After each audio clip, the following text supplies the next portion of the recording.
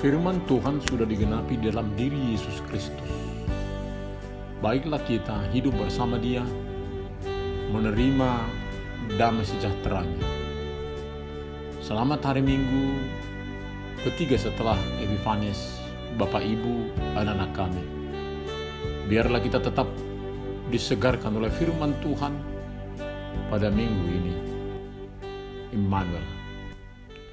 Mari kita berdoa.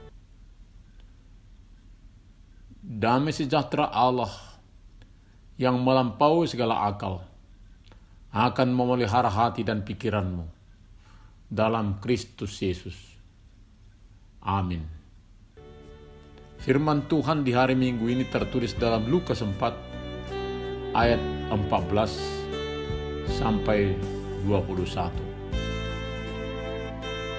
Dalam kuasa Roh kembalilah Yesus ke Galilea, dan tersiarlah kabar tentang Dia di seluruh daerah itu. Sementara itu, Ia mengajar di rumah-rumah ibadat di situ dan semua orang memuji Dia. Ia datang ke Nazaret, tempat Ia dibesarkan, dan menurut kebiasaannya pada hari Sabat Ia masuk ke rumah ibadat, lalu berdiri hendak membaca dari Alkitab. Kepadanya diberikan kitab Nabi Yesaya, dan setelah dibukanya, ia menemukan nas di mana ada tertulis, Roh Tuhan ada padaku, oleh sebab Ia telah mengurapi aku untuk menyampaikan kabar baik kepada orang-orang miskin, dan Ia telah mengutus aku untuk memberitakan pembebasan kepada orang-orang tawanan dan penglihatan bagi orang-orang buta, untuk membebaskan orang-orang yang tertindas, untuk memberitakan tahun rahmat Tuhan telah datang. Kemudian Ia menutup kitab itu, memberikannya kembali kepada pejabat, lalu duduk, dan mata semua orang dalam rumah ibadat itu tertuju kepadanya. Lalu Ia memulai mengajar mereka, katanya, pada hari ini genaplah nas ini sewaktu kamu mendengarnya. Saat Tuhan Yesus mengajar, ada nada pujian dari orang banyak. Tentunya ini boleh menjadi pola kita saat mengajar, bukan membuat orang tidak memahami, menikmati pengajaran. Namun kekaguman ini ternyata tidak menghentikan pengajaran sampai di titik itu. Masih terus-menerus mengajarkan berbagai hal untuk menyatakan apa yang terpenting. Begitulah Tuhan Yesus bukan mau menyenangkan manusia lalu mencari pujian, tetapi Dia memberitakan yang terutama, yakni berita keselamatan. Saat ini kita juga beroleh pengajaran, sehingga semakin mengerti bahwa kehadiran Yesus adalah merupakan realitas. Nubuat Nabi Yesaya dulu, kini sudah nyata hadir di dalam dirinya sendiri.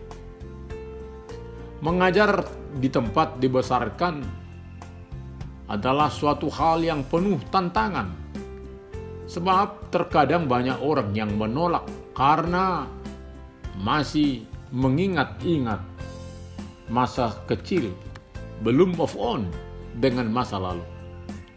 Sampai-sampai orientasinya pada seseorang adalah dengan masa lalu.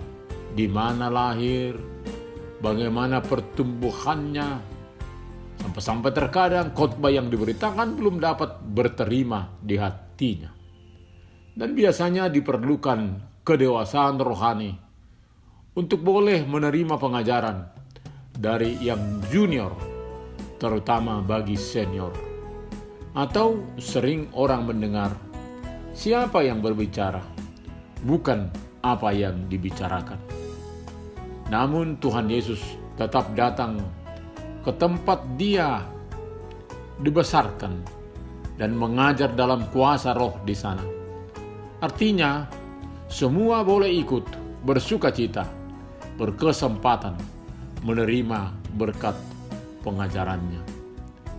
Saat Tuhan Yesus mengajar di rumah ibadah, Dia diberi kitab Yesaya untuk menyatakan betapa pentingnya pengajaran firman Tuhan untuk dihidupi di dalam persekutuan umat percaya. Isi yang dibacakan adalah, Roh Tuhan ada padaku, oleh sebab Ia telah mengurapi aku untuk menyampaikan kabar baik kepada orang-orang miskin. Dan Ia telah mengutus aku untuk memberitakan pembebasan kepada orang-orang tawanan dan penglihatan bagi orang-orang buta, untuk membebaskan orang-orang yang tertindas, untuk memberitakan tahun rahmat Tuhan telah datang. Hal yang indah dari nats yang dibacakan itu adalah bahwa itu sedang terjadi. Dikatakan, hari ini genap saat mereka jemaat mendengarnya. Sungguh kesempatan yang sangat indah. Apa yang dibacakan benar-benar hadir di depan mata. Maka sudah sangat jelas, benar, Yesus adalah penggenapan firman Tuhan. Dan jangan tunda hari esok untuk menerimanya. Kita yang juga mendengar saat ini, bahwa di dalam diri Yesus digenapi firman Tuhan yang dinubuatkan. Maka kita diteguhkan akan kehadiran Yesus di dalam kehidupan kita.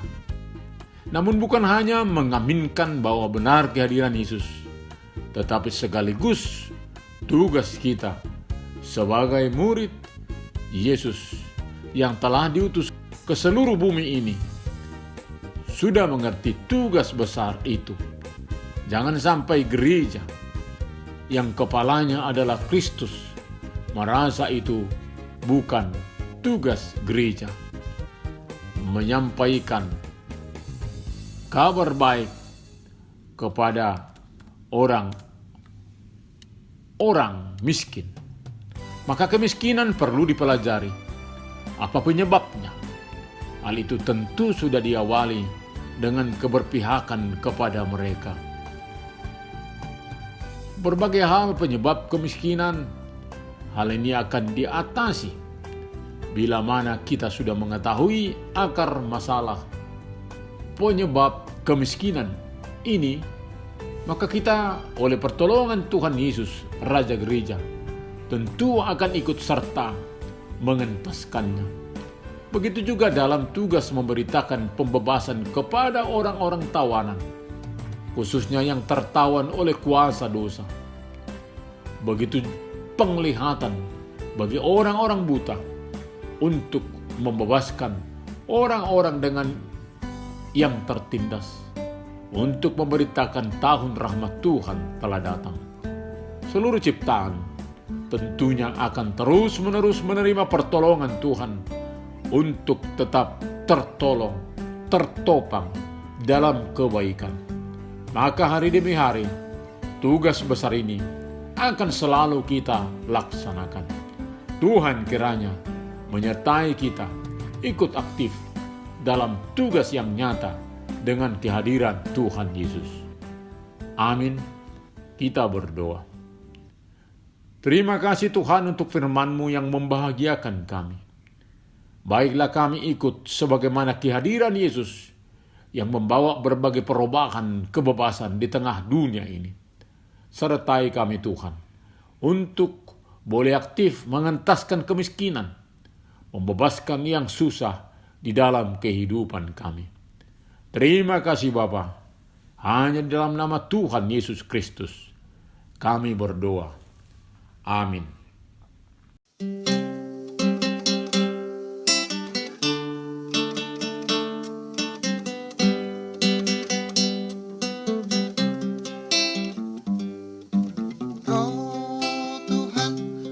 Padaku, oleh sebab Ia telah mengurapi aku